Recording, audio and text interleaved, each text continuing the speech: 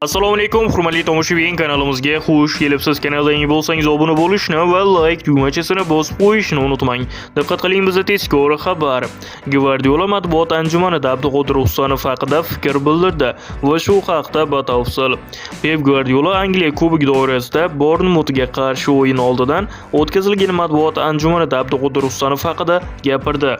U bunchalik ko'p o'yin o'tkazishi kutilmaganda, ammo butun mavsum davomida himoya chizig'imizda yuzaga kelgan vaziyat shuni taqozo etdi.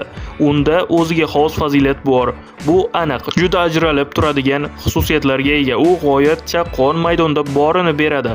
Ba'zan yuz ifodasi buni ko'rsatmasa-da. Va biz undan qisqa vaqt ichida mashg'ulotsiz va boshqa ko'p narsalarsiz ham zavqlanmoqdamiz.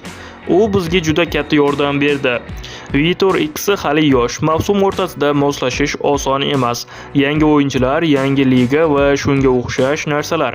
Ammo ular juda yaxshi holatda va nihoyatda ijobiy kayfiyatda. Biz Abduqodirning ingliz tilini mashq qilish va o'rganishga undaymiz, chunki muloqotga kirishish uchun bu juda muhim. Eslatib o'tamiz, jamoalar o'rtasidagi bellashuv yakshanba kuni 20:30 da boshlanadi deyiladi manba xabarida.